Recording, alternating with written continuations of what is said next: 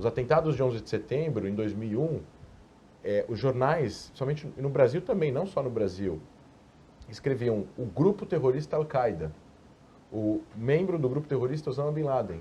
Mas quando era Hamas ou Hezbollah, eles usavam grupos militantes, grupos radicais, mas não usavam a palavra terrorismo. E eu comecei a reparar isso. Eu falei, poxa, por que eles não estão usando a palavra terrorismo? Qual é o intuito? Se esses caras também, se eles pudessem fazer um atentado que nem Osama Bin Laden fez em Tel Aviv, eles fariam. É que eles não têm a capacidade, mas eles fariam. Então, o desprezo pela vida humana que a Al-Qaeda tem, o Hamas também tem, inclusive com seus próprios cidadãos palestinos. Que né? são usados ali Que são usados, na faixa de Gaza como escudo. Exatamente. Os lança-mísseis são colocados na casa das pessoas nas escolas, civis. nos hospitais. O QG do Hamas... Fui falar isso uma vez na televisão, deu uma confusão danada, já te contei essa história, né? Não. Fui comparar a tática usada por traficantes, por exemplo, no Rio de Janeiro, em favelas, porque eles usam aquela população de bem que está ali, que é 98% da população da favela, né, como um escudo, como uma proteção. Eles escondem armas, munição em eles não igrejas, existiriam se não existisse favela. Sim. Exatamente. Se não fosse isso, eles estariam em galpões, né? Os traficantes, protegidos. Em escritórios, galpões, se eles não necessitassem dessa proteção. E comparei com mais ou menos o modus operandi do Hamas. Máfia, guerra de guerrilha, não convencional, formas não convencionais de se comportar, de financiamento, etc, etc. O que representa mais risco é o Hezbollah e as guardas revolucionárias do Irã, que são considerados um grupo terrorista por alguns países, inclusive pelo Departamento de Estado dos Estados Unidos.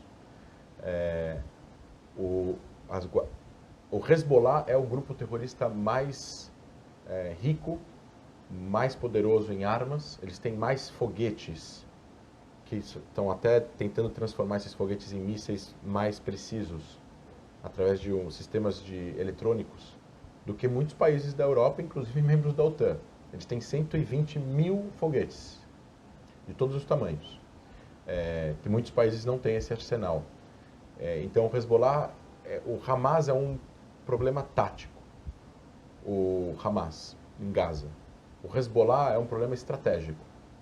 E o Irã nuclear, um possível Irã nuclear, é um problema existencial.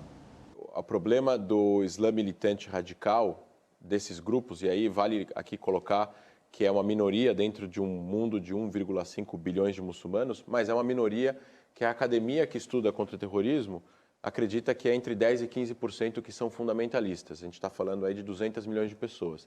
E dentro dessas 200 milhões, entre 2% e 3% estariam dispostos a fazer atentados terroristas, ou seja, de pegar em armas. A gente está falando de mais de 3 milhões de pessoas dispostas em pegar em armas. É maior do que o exército chinês e americano juntos. A Força Aérea Israelense, a qual eu fiz parte, e eu participei de um conflito em 2012 com o Hamas, parecido com esse, que demorou 10 dias para acabar. E eu não estou falando alguma coisa que eu li, eu estou falando uma coisa que eu vi. Israel faz de tudo, muito além do que a maior parte dos países, acredito eu que nenhum país faça isso, numa guerra contra grupos terroristas que estão dentro de zonas de civis, que investe bilhões de dólares para poder proteger civis do outro lado. Acho que o Hamas se importa menos com civis palestinos do que Israel, enquanto que Israel protege os seus civis, ele faz de tudo para não atingir civis do outro lado. Não existe na história da humanidade uma democracia que prefira a guerra do que paz e um Estado policial, que é a faixa de Gaza dominada pelo Hamas, que prefira a paz do que a guerra.